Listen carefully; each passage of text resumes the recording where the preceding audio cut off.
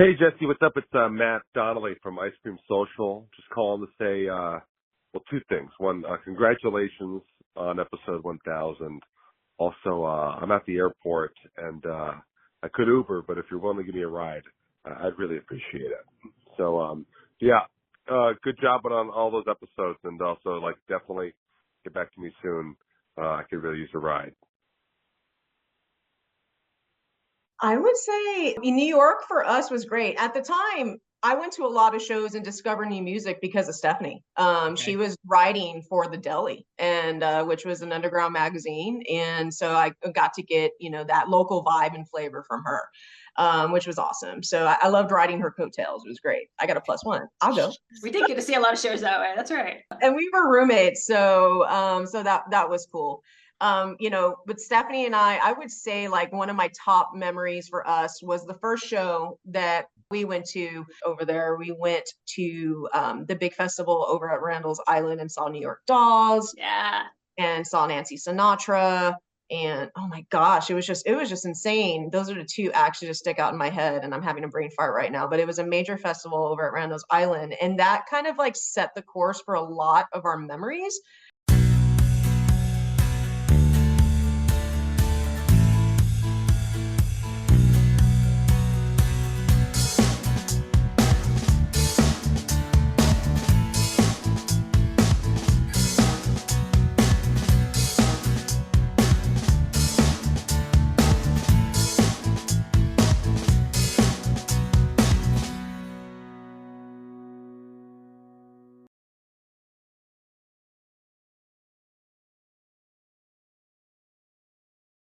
Hello, everyone, and welcome to a new episode of Set Listing Bruce, your podcast all about Bruce Springsteen, his music, and mostly his fans.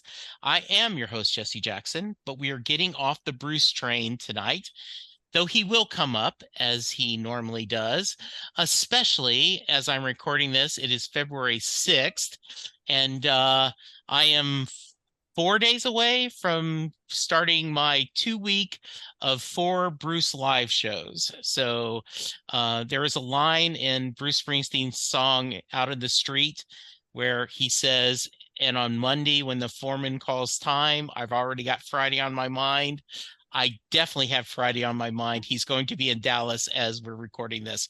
But I am talking to Stephanie and Stephanie, two fellow podcasters, and I am so thrilled you guys took time to visit with me. Welcome. Thanks for having us, Jesse. Love the show, so I appreciate it. Yes, Yeah. Thank you so much. Excited to be here. Yeah, so we've got one, California girl. We've got one Texas lady. So let's start out with you, Stephanie M. Tell us a little about yourself, and then we'll go to Stephanie P. Sure. Out here in LA, Stephanie Pena and I have known each other for, I believe it's been 20 plus years now. We get into it on our very first episode, the kind of long story of how we met, but short story, it was college. And we realized we had a kinship there. And really over the years, we ended up with so many stories. We both lived in New York for a long time. And really our music stories, I think, ended up being so great. And, we had various people over the years say, oh, you guys have to have some kind of vehicle to tell these stories. And we realized it's the podcast would be a great vehicle for this. Mm-hmm. So Stephanie, how about you? The other Yes. Stephanie. Hey, Stephanie Pena here. Thank you so much for having me on the show. Yeah, Stephanie said we've been besties for a minute. I am actually in San Antonio, Texas, so which makes it even more fun for us, I think, when it comes to reminiscing about our New York music memories. And it's been a fun ride. It was actually Stephanie Myers that had the idea for a podcast, and she was joking, and I'm like, no, let's go. So yeah. It's good stuff. It's been a blast so far. So Stephanie Pena, I'll start with you. Growing up, where did you grow up? What kind of music did you listen to? What kind of music did your family listen to? Yeah, sure. So I'm born and raised in San Antonio, Texas. My family, what they listened to primarily was Tejano. I don't know, Jesse, you talked about just talking about being in Dallas, so I'm sure you Yeah. may have heard of the genre, and which is kind of centered to Texas. I know it's nationwide and global now, but Sure. usually a Texas following. Along with mariachi conjunto, which is conjunto is a blend of polka, mariachi, rock, and country as well. And they listen to standard country music, and pop was what my parents listened to. Okay. And Stephanie M., how about you? Yeah, so I was born in Kansas and then grew up mostly in Houston. And what I remember really being on in the background a lot as a kid was a lot of 70s vinyl, really, that my parents would play. And to this day, I really like that kind of genre. And I do like that classic rock. Guested a little bit ago on a Billy Joel podcast, and we're talking about playing him, right? My parents just playing him all the time as a kid. And there was a lot of, I think, 80s pop as well that just became just kind of a staple. And when I hear those songs, it's so evocative. So I always think, I like to just bring those stories around and think about the memories that be attached to the stories. Did you go to UT? Is that where you guys met? We both went to UT, yeah. Okay.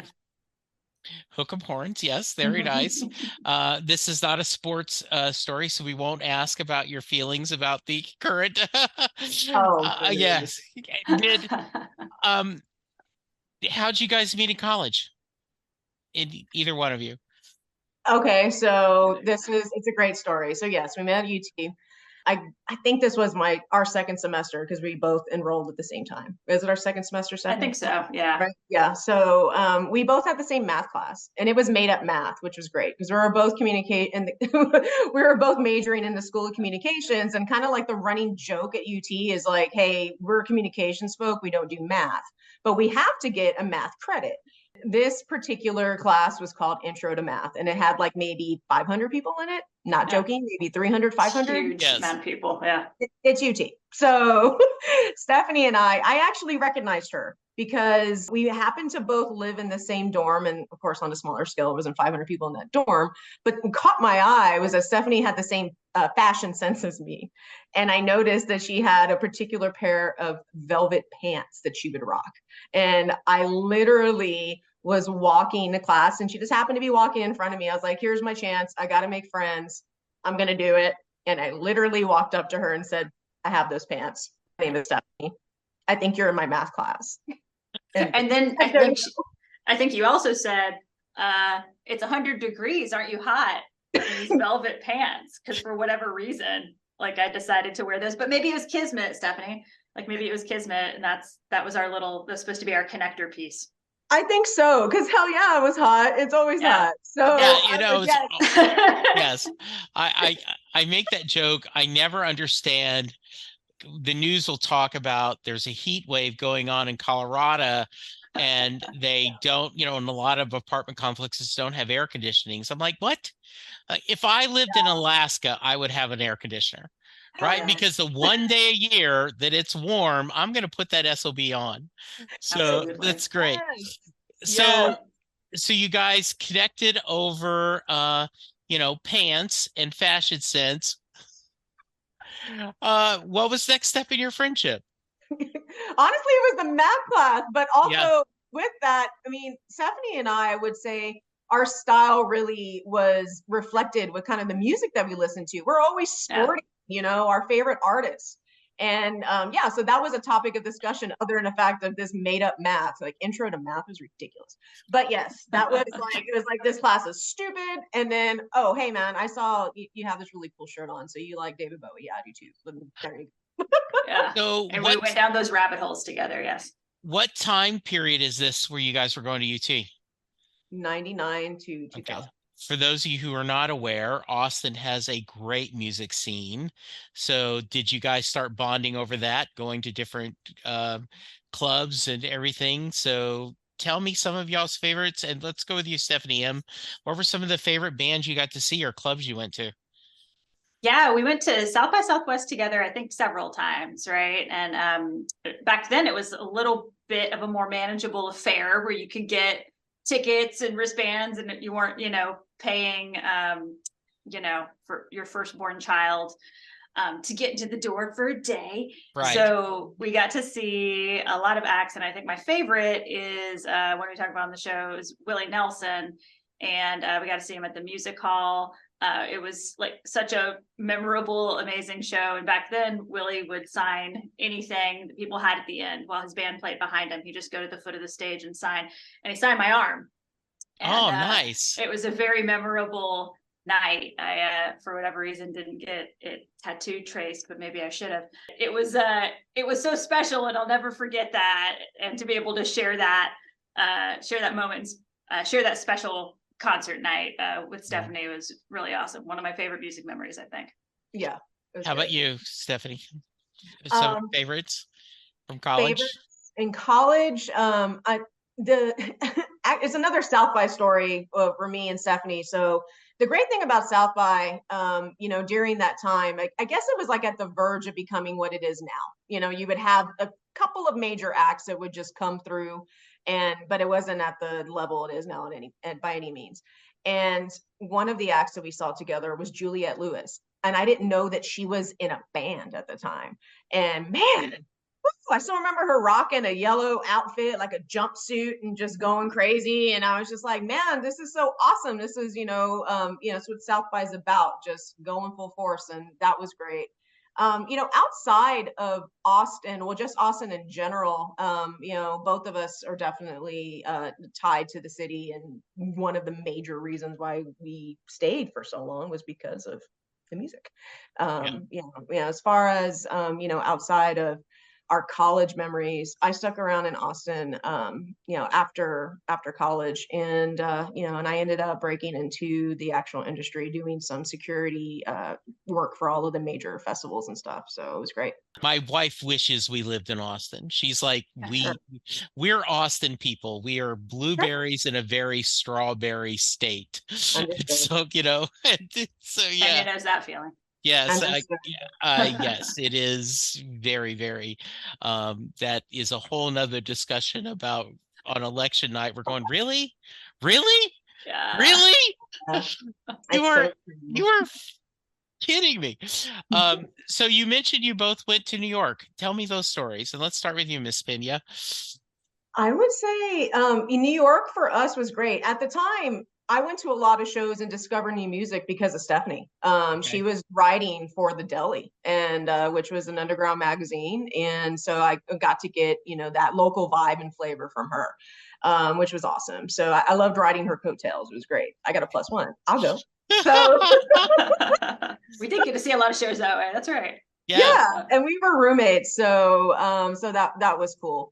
But Stephanie and I would say like one of my top memories for us was the first show that we went to. Stephanie went to New York before I did, but maybe it was like a couple of weeks, Steph. I believe it's a couple of weeks after I moved over there. We went to the big festival over at Randall's Island and saw New York Dolls. Yeah. And saw Nancy Sinatra. And oh my gosh, it was just insane. Those are the two acts that just stick out in my head, and I'm having a brain fart right now. But it was a major festival over at Randall's Island, and that kind of like set the course for a lot of our memories. If you listen to our podcast, we talk a lot about getting to the show, because even though it's New York and everything is well connected, and oh my God, just getting to the show sometimes was taxing, because you had to like take ferries and boats, and subway, and then actual school buses. Sometimes it was crazy. It was just, I'm not making this up. So no, I get that. What brought you to New York? Sounds like Stephanie M, you went there first, then Stephanie P, was it for work? You were writing, Stephanie, so you moved there. What got y'all to? Why'd y'all go to the big city? Yes. It was partially for work, but also because I'd always wanted to live in New York, and knew that I wanted to be on the coast, really. but especially New York. And yeah, as Stephanie alluded to, got to write for various music publications and cover a lot of bands and see a lot of up and coming acts, kind of back when they were up and coming. So that was really cool. And I really, it was a special time in our lives, really. So it's been cool on the show to be able to reminisce about that and just tell these stories, right? Because they're so fresh in our mind to this day. So you ended up going, one of you to California, one back to Texas. I take it career-wise is the reasons that led this. I see you're both shaking your head.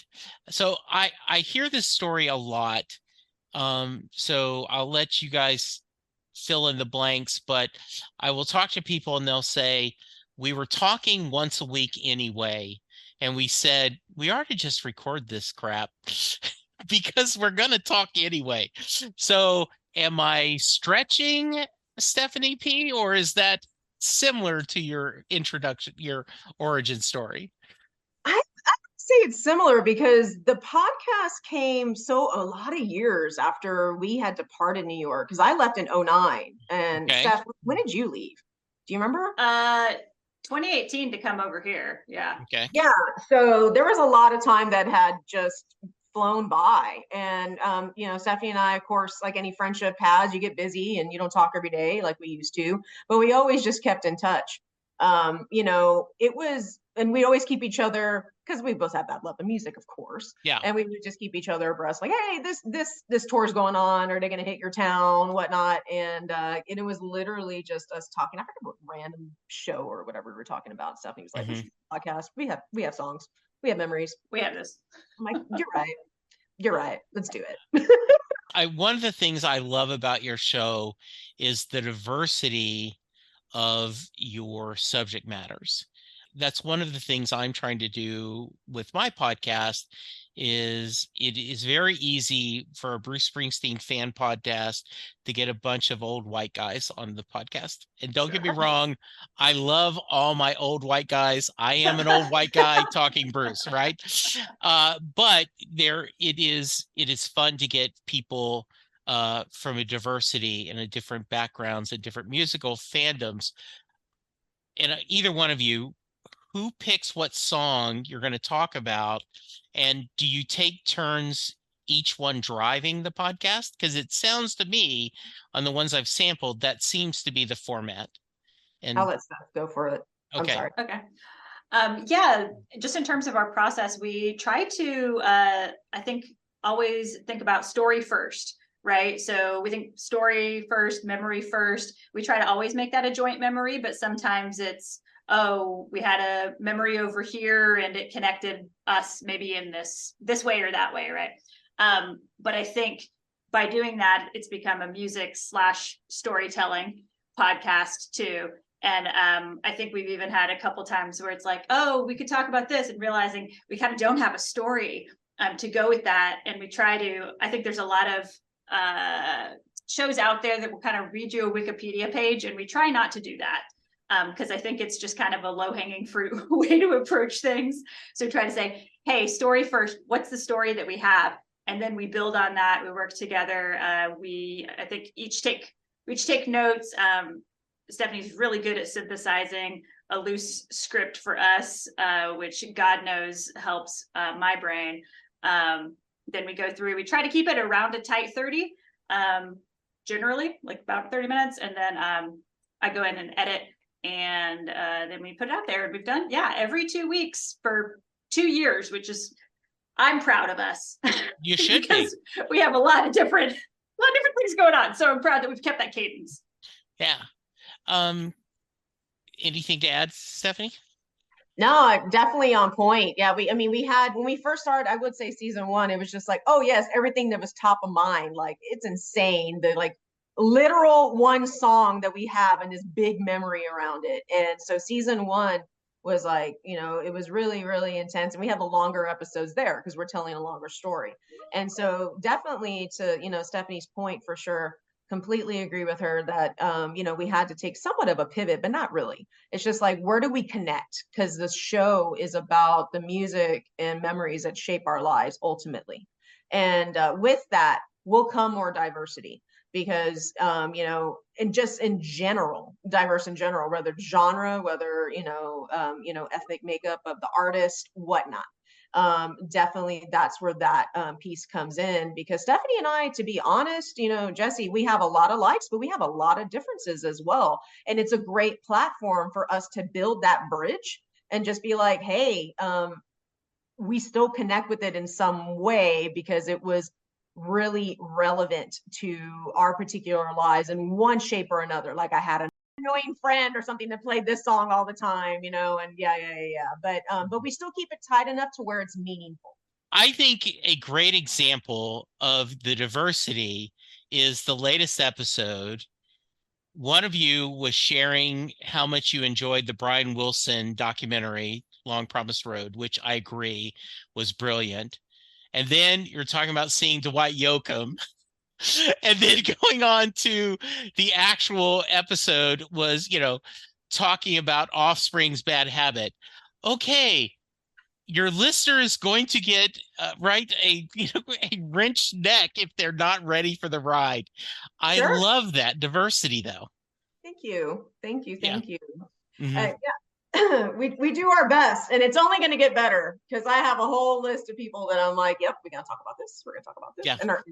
And I think that's honestly where I think Steph has had the genius idea of always introing our podcast with a little bit of a chit chat just on music in general. Because that just keeps things like fresh, and we don't feel like we're always stuck in yesteryear, and which I appreciate. Yeah, I think that is brilliant. Because I mean, the reality is, at least from my mind, a successful podcast means you want to spend time with those people. You either like hanging out with them and you feel like a fly on the wall. I often tell people that when Set Lusting Bruce is doing it right, it should feel like you're in the queue going to see Bruce or another band and you're overhearing someone else's conversation. Mm-hmm. That's what you want. So I think that's really, really fun. So what has surprised you? And I'll start with you, Stephanie Myers. What surprised you in the past 2 or 3 years doing this? What about the podcast? What has surprised you, and what do you think you've gotten better at? That's a great question. I think what has surprised me is the depth of material that we actually do end up having to work with. I think at first we're like, do we have enough for this to keep going in perpetuity?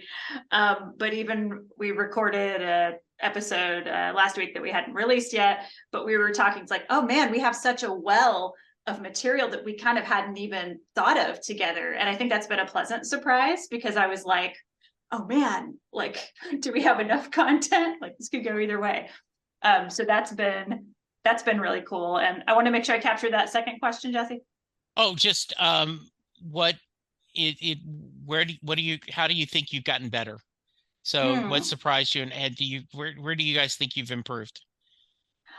I think being able to go more deeply into things as they come up. I think like Vicente Fernandez episode would be an example of that. Or when Meatloaf passed, was able to go back into my notes and release that interview. I think it's just like being able to be nimble and kind of connect things to the news cycle when it's relevant has really helped us go a little deeper, and to Stephanie's point, help us not get stuck in that yesteryear where it's just really easy to only just be talking about something that happened a long time ago that doesn't have like necessarily connection to present day. So just say, okay, well, this is happening, news, hey, we'd love to like chat about that because we have some relevant things to say. So that's been, I think, really cool. What about you, Stephanie? What I'm surprised about, honestly, is the demographics of the listeners. So completely new to this game. I worked in radio a long time ago in college, just never done anything in this capacity. And when we look at our stats, I'm just like, wow. That has been the reach has been big. And then also the Good Pods rating, like, what? Okay, cool. Yeah. Yeah. So honestly, what surprised me is the success. I mean, I'm just being completely honest. I didn't Sure. expect, to have many listeners. So Yeah. yeah, here we are, years later. And I think that we've gotten better at just getting comfortable on the mic because it's something was new for both of us. Hmm. And I've noticed going back to other seasons, it's like, oh, I can sense my own anxiety and just like, oh, we're screwing up. We're screwing up. And we're definitely Stephanie and I don't have like, a studio or anything. We're not going in there and, editing and nothing like that. So I honestly think that we just gotten better at just being natural and just more comfortable on the mic. One of the things I've enjoyed about your show is the personal connection. There are obviously millions of podcasts out there, and I think you both said it really well. Where I'm gonna I'm gonna plagiarize Wikipedia, and we're gonna talk about this and give it my rating, while you going, I you guys may never talk about Dancing in the Dark because you don't have a personal connection to Dancing in the Dark, right? Sure. But you do have a personal connection to a Willie Nelson song because of that, or Prince or the Ramones, or your Dolly Mm-hmm. Parton episode was amazing because you guys both talked about Miss Dolly. So I love the idea of, as you said, story first. What do we have to say about this? Do we have a interesting story, a touching story, a amusing story, that a shared combined, and then what can we move that into episode? So that's not really a question. I just wanted to tell you I really like what you guys are doing. Thank you. Appreciate Yeah. that so much. That's the Yeah. kind of thing that'll keep us going. Yeah. Yeah, I mean, because Jesse, I mean, honestly, thank you so much for that. So, because we're sharing our lives. Yeah. So, I'm like, oh my gosh, these people who don't even know me know some things. Yeah. It's And nuts. and that is one of the things that podcasting is a very intimate, and so people do get to know you same way that radio hosts, Mhm. and much to my lovely bride and my son's chagrin sometimes, like, Dad, really, why are you telling that? Well, sorry, it's I try not to, but yeah, it's a story. The other thing I've learned to embrace is, sometimes my guest will, because I send out a little bit of agenda and just kind of talking points. And if we go off on a tangent, they're nervous. So I'm like, no, tangents are good. Conversation is good. As long as we're enjoying the conversation, you hope the audience enjoys it, but ultimately you need to do that. Um, so with that thing, do you have a wild tangent? Either one of you, some stories maybe you went, wow, I didn't think how we got there. And I'll start with you, Miss Pena. Oh my gosh, going off a tangent. Oh man, there was an episode, and I think it might have been the Beastie Boys. There is not, we're like, we have the script, and I'm just, we have little bullet points, whatever. Yeah. And I've definitely gotten, with our comfort level, gotten better at just being like, hey, we're just going to really bullet it out and just kind of freestyle and have natural conversation. And there was something that came up during the Beastie Boys, and I was like, oh, I remember this. And it might have been something from a show. And I apologize, I'm not really good at answering this question. But it was so awesome because Stephanie was like, oh yeah, and then just bringing in her point of view, and that's what tends to happen a lot with our stories, is because they are memories, right? And so you're kind of dusting your brain, and it's like, okay, I remember these big points, but when we get into it, and it's like, oh wait, pause, I have to add a little bit more. And then also just with whatever topic we're having and the emotion, and Stephanie and I are just very passionate about the artist we like. And if we're talking about a certain song, it really had an impact on our life, with one way or another. So there's a lot of feeling in that. And with that, naturally will come tangents. And Because when you're just passionate about an artist, for whatever reason, if it's a song because it makes you feel this way, if it's their politics, you love them so much, you're just going to go off and because you agree with them. And, and just or maybe even controversy. I'll throw that out there. Just something that's interesting. Let's talk about it, make it natural. And yeah, tangents are the best. I love it. I agree. Yes. And I would say too, I think what's so funny, and I know I've talked about this before, Stephanie, but it's almost like when those tangents have come up, it's like sometimes it's just coming off adrenaline too, right? Because I know we've had these moments where it's like, all right, it's recording day, and for whatever reason, both of us were really tired, really low energy, and we turned it on, and it was almost like, I mean, I can't speak for you, but it's like I was very high adrenaline, like I was like, I'm here in the moment. And I could not remember really anything about those 30 minutes until I went back and listened to it, because I think we're that deeply in the moment.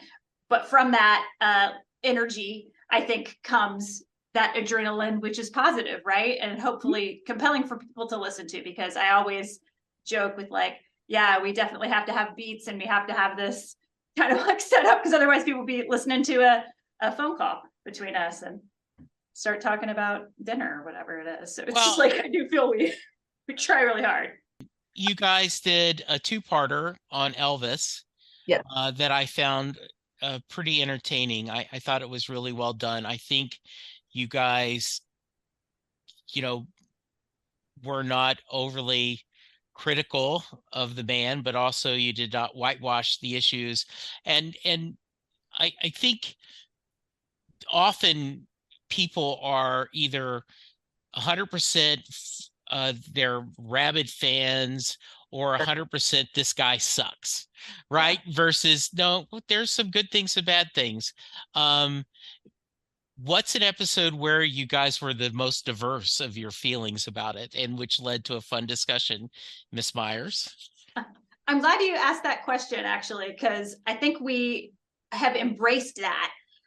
Because we've said more than once, it's going to be a really boring show if we both feel the same way about XYZ artist. And Elvis was definitely the episodes that I think about with that, where we just had, it's like, oh, yep, I don't feel that way about him at all. And I was like, Stephanie, I think it's great for you to say that during the show, because that's actually going to compel some people that might have skipped this episode. Otherwise, be like, well, I'm not really a fan, whatever. Be like, oh, wait, like one half of the hosts is actually not a fan. So even to be able to say like, hey, we're going to talk about different things here. And I don't know. I'm a big fan of like, when you're a fan of somebody, I guess I'm a fan of the logic that when you're a fan of somebody, sometimes you hold them to a higher standard.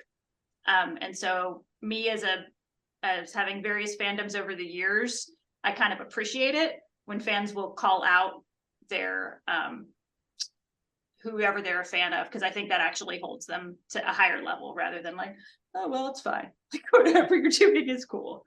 So that's just me. How about you, Steph? Oh, it's totally Elvis. That Elvis episode, like I am not a fan. And that was something that I was like, okay. And Stephanie knew that from the get-go. But again, it goes down to that formula where I was like, okay, well, and also allow me to step out of my feelings for a second. Cool. Yeah. At the time, the movie was coming out, and I'm like, definitely relevant, of course. And we both had memories. I actually, thinking about that now, I didn't share a memory of the time I went on an Elvis shopping spree for my mom in Midtown New York and bought all this random crap for her.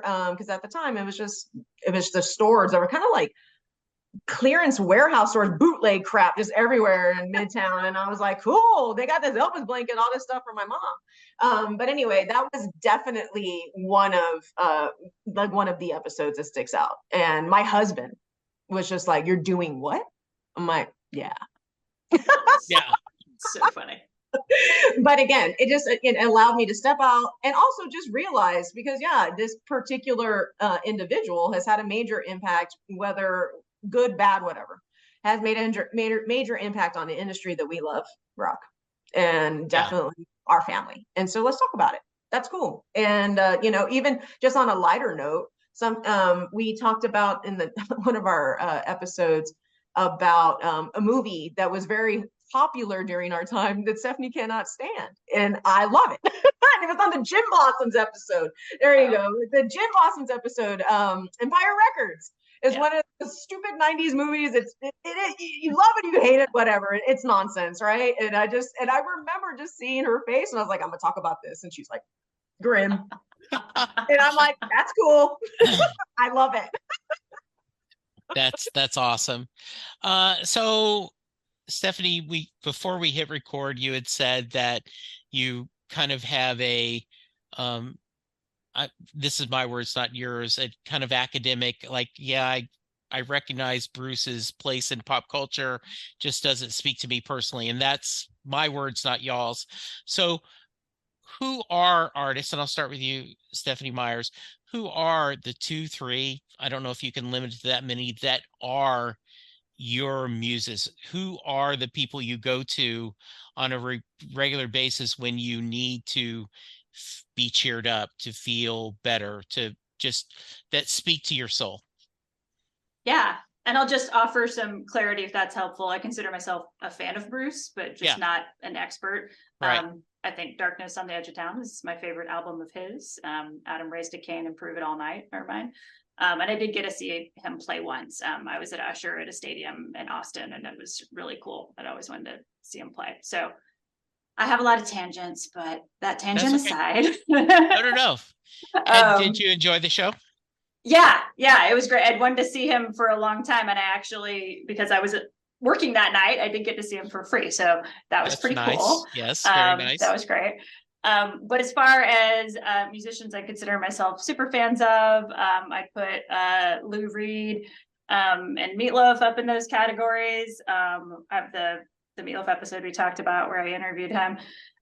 Lou Reed, I have one of his road trunks here in my living room that I won at an auction that benefited his archive. So I have those as such my go-tos and my deep fandom, and have I followed them in so many ways over the years, and of course was really gutted when both of them passed, but they've been such a longtime fixture, I think, in my life over the years. And to me, that's why music is special, honestly. Yeah, Penn Jillette has told plenty of funny stories about Lou Reed over the year. I'm a big fan of his podcast, and I guess one of my favorites is they'll go order pizza and like, we want 2 slices, and we're from New York, so don't fuck with us. So it's so dead on. Yeah, it is so much. Yeah. So the other thing, and I'll get with you, Stephanie P. I love this story about Debbie Harry. He was dating her for a while. What? Yes, Penn Jillette dated Debbie Harry for a while. Wow. And at the time, they were working on a trick where they had the world's largest playing cards, and they were using a forklift to shuffle the cards. Okay. So he had spent all day learning how to drive a forklift and how to shuffle cards. And he gets home, and he tells the story. Debbie Harry looks at him and says, I didn't become a rock star to fuck a guy that drives a forklift all day. Yes. Oh, that's funny. That makes me like her even more. Yeah, yes. Respect level. Yes, she is so good. Yes. That's great. All right. So how about you, Stephanie P? Who are your favorites? And I know that's hard. It is. And honestly, I was here writing a couple of others. So, just thinking about it prior to this, Prince. Yeah. He feels all my emotions, everything. I mentioned this a lot in the podcast. I'm a metalhead. Deftones definitely use their music in my wedding. 100% Deftones. Slipknot, another band, 2000%. Also Selena. And then I also have my hip hop side, Ice-T. Man, Ice-T. Anyway, so yeah, those are my go-tos. I actually, before this, I was telling my husband, I was like, man, I need to put together an iced tea mix just so I can get up in the morning. He's like, what? I go, no, to get up in the morning and to be badass. That's what I need. I need some fucking iced tea to kick my ass and say, bitch, do this shit. That's what I fucking need. I And love this. he was just laughing. He's like, I'm like, goddamn right. Like, I love that man. Yeah. Love that man. And I've seen him with body count, seen him by himself. And it's just like, and he's dynamic, he's diverse. And it's just like, it was cool because just like and I'm going off on a tangent, but when I grew up, you know, in where I grew up, folks were listening nothing but hip hop and rock. And it was either like you were one or the other. And I'm like, I do both, man. Yeah. And that, you know, mix with Ice-T, and then of course Aerosmith, Run DMC, you know, all that. I was like, yes, my worlds are colliding. Even Beastie Boys, one of my favorite. They're on the list too. So Did you see when Prince died, the E Street Band doing Purple Rain? I did.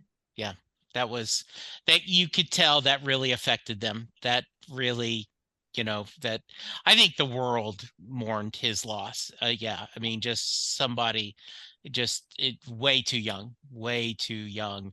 and still had a lot to say. Yeah. We've kind of talked a little bit about this, but memories of shows, either you saw together or separate. You mentioned Ice-T. What's a couple others that have just really, and maybe put it this way, not that a great show, but a show that surprised the hell out of you. Like, oh, I'm going to go to this. And you're like, oh my goodness, when you leave going, I can't believe this was somebody amazing. Oh man, like together or just in general? Either or, together, separate. Oh, I might have one. Go, Seth, please. Yeah. I gotta think. So in terms of like bands I've been pretty surprised by, I think I briefly mentioned this on our podcast, but Hall & Oates, who I had seen twice for free, like I had just happened to get in, didn't really, like, I didn't expect much. I was like, yeah, you're gonna play your songs, whatever. But they really brought it. And you could tell also a lot of people walked in with the same kind of ironic attitude, like, okay, here's Hall & Oates. And everybody, that crowd was dancing in a way I'd never seen a crowd dance by the end. Just like, and they weren't doing it ironically. So I was like, oh, I'm so happily surprised by this, because they also could have phoned it in. And I have seen some bands over the years that definitely have phoned it in. But I always think like, oh, that's a really happy surprise, how they knew how to work the crowd, and people left just on cloud 9, which was so cool. Best way to leave a show, you know? Yeah. I think about that sometimes when you'll hear a band, oh, you know, they'll come back and go, I'm sorry, because they had to cancel the show, and we're going to make it up for you tonight. And you're like, no, you're not. You're going to do your 90 minutes. You know, you're going to do your 90 minutes. You're going to go, and, you know, are you doing any step that isn't choreographed? And don't get me wrong, I've seen Brad Paisley a couple of times. I love Brad Paisley. I think he's fun, but we saw him 2 years in a row. The show was almost the exact same thing. In fact, my wife said, why are we doing this again? you know, I remember I saw Billy Joel, and a couple of people were unhappy, but it was around Christmas. So he brought out a book and was doing Christmas carols, you know, and a couple of people next to me, like, I didn't pay this much money to hear him do that. I'm like, no, this is spontaneous, right? Like, embrace that. So yeah, that's really fun. All right. How about you? I thought about it and I got it. Yeah. Okay. Devo. Oh, I saw them live, because I'm going in, and at the time I was already in my music career, and I was running security for a venue called ACL Live. They were playing, and I was like, all right, cool. I'll do the fan club stuff. So whatever, monitor that. And I like Devo, but I wasn't expecting something crazy major. Oh my God. Like, I was literally taking breaks so I could just listen to the song and to the show and dance. It was like, man, the energy, I mean, it was insane. And then the demographics, seeing people just from all different, because everyone likes Whip It. Like, I don't care who you are. you know? Exactly. Right. You just say, hey, you got a song with it? Oh yeah, I do. I'll go. So Yeah. you can see a lot of like first time Devo folks, people like me who weren't deep in their catalog, and now I Yeah. appreciate them on a whole other level. Damn, they're Yeah. They put on a hell of a show. Yeah. Yeah. I've never seen them. That would be good. I I I went to high school and I graduated in 77, so I'm older than dirt. And I went through the phase like most, suburban white kids of loving Kiss and Sure. never, Kiss Alive and Kiss Destroyer, Kiss Rock Over. And so 2, 3 years ago they came to Fort Worth and like 4 or 5 of my buddies all got tickets and we went and I bought a Kiss t-shirt beforehand. I was ready. And it was the 17-year-old Jesse was having a blast. It was, I mean, it was just and talk about planned and choreographed and with all the explosions, but I just like they're this age and they're still having this much fun doing this. That's great. It is, and it's so much fun. I don't know if you guys have ever checked out the Out of Touch, a Hall and Oates podcast. I have listened to a few episodes. Yeah. Okay. And I think we follow them on Twitter. Yeah, they have a similar vibe to you two because they have been friends since they're in grammar school, and they use the song they're talking about as just an excuse to have a conversation. So I thought that's great. Oh, gosh, I've kept you almost an hour. This has been so much fun. And we'll start with you, Miss Pena, who haven't you seen live that you want to go see sometime? Who's still on your wish list? I'm going to go back to Prince, even though he's gone. That was my wish. That was my wish. Yeah. But I have a fun note on that. I got to see Okay. the Revolution. Oh, okay. Man. Yeah. So when used to doing their thing, that was great. But yeah, really taking thought of that question. It really is Prince. Yeah, that was regret. How about you, Stephanie Meyer? I gotta say, I keep a whole list in my Gmail drafts of like bands I haven't seen yet that I have to see. But AC/DC is really high up there for me, that I just have missed several times and would love to see it. And as far as an arena rock show, I appreciate those. I also saw Kiss, Jesse, at Madison Square Garden, and it was like incredible. And I love a band that can really play to the back row at an arena. Yeah, it was. Yeah. I told the story. In fact, I took a picture. I was at the very top. There was a guy in front of me standing up the whole show. And so I had to do this to look. And someone said, why didn't you tell him to sit down? I said, he was having too much fun. I felt this was his Bruce. This was his Bruce Springsteen. I am not going to make this guy sit down. He was singing every song. He was just loving it. And I felt his joy, right? I did that. Yeah, that is awesome. Before we get to the Mary question, is there anything I should have asked you that I haven't? No, this has been great. Oh, well, that's been a great chat. Thank you. I appreciate that. I'm glad. I'm so happy you guys spent time with me. If you are a fan of Stephanie's talking music, and you're here, thank you guys for sampling my podcast. But I end every podcast with the Mary question. So Jay Armstrong, who is an honors English teacher who recently retired for medical reasons, but when he was teaching, he would take his seniors in their honors English class. They would take the song Thunder Road, break it apart, look at the imagery, look at the lyrics, and would treat it as a poem. And at the end of the 2 days, he would ask his class, does Mary get in the car at the end of Thunder Road? So I'll start with you, Stephanie Myers. That is your question. Does Mary get in the car at the end of Thunder Road? Yeah, and I have quite the answer. Good. I think Mary does get in the car. And then I think maybe the rest of the narrator's life is spent grappling with the fact that like Mary is a real person and not just the idealized figure that he's built up in his mind. I might even argue here, a little bit tongue in cheek, but I might argue here that the rest of the subsequent discography of Bruce is an extended story that's telling us what happens to his life after Mary decides to get in the car. So I have a lot of thoughts on that. But anyway, it's a beautiful song. I still love it. By the way, there is I ask this at every podcast, and like a guy mentioned, he says if you listen to Racing in the Street, they say she sits on her daddy's porch, and you're like, is that the same porch that she walks around, right? Right. So yeah. So Miss Pena, your thoughts? All right, so I took this literal, and I'm like, no. I read I Okay. listened to the song. I read the lyrics. I'm like, hell no, she don't get in that car because she ain't trying to go with a man who flat out tells her she ain't a beauty.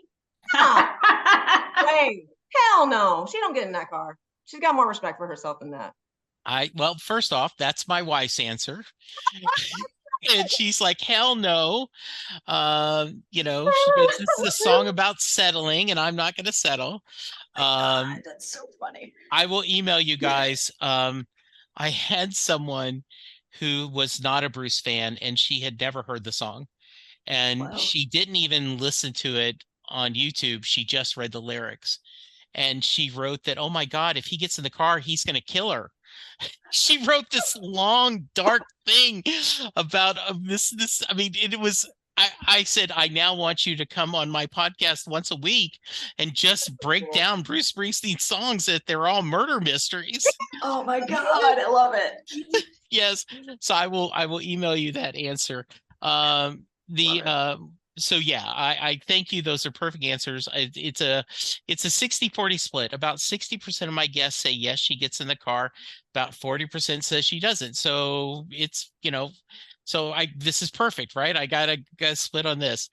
All right. I don't know which one usually does the promotion, but I'll give you both a chance to say how to reach you, but give us your plug on how to reach you, how to find the podcast, and how to give you feedback. I'll start and keep it simple, and I'll let Stephanie elaborate. So we've made things very easy for our listeners. For folks that want to discover us and know everything about Stephanie Talk Tunes, you can easily go to stephaniestalktunes.com, and you can find links to all of our good stuff. And Stephanie, please take it from here.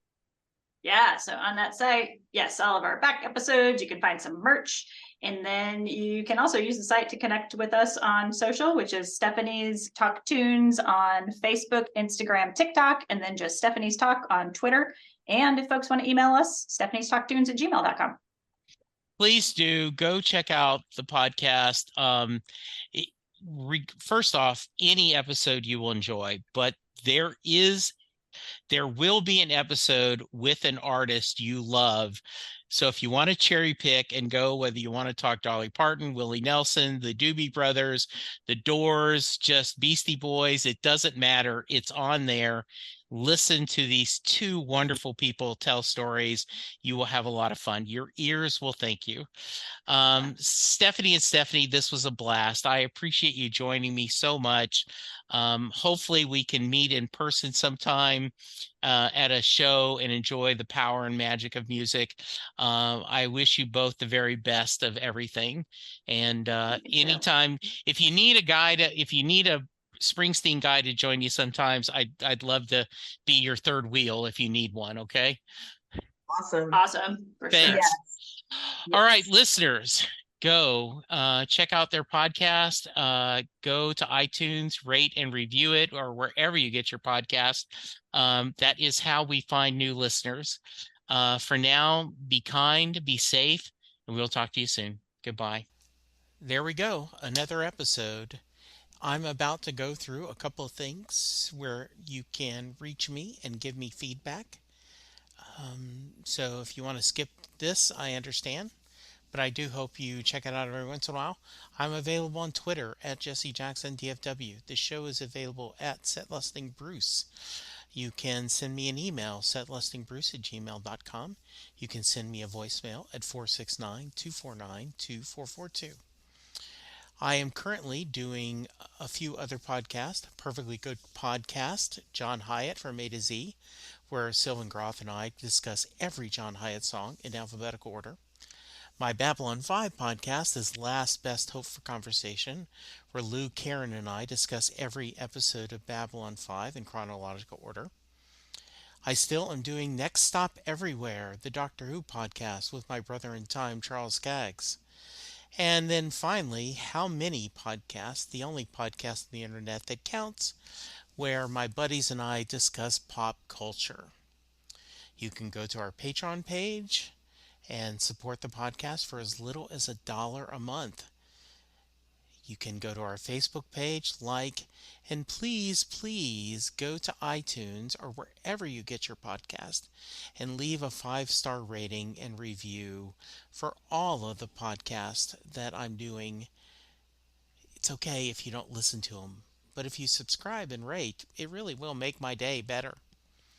Thank you, and I will talk to you soon.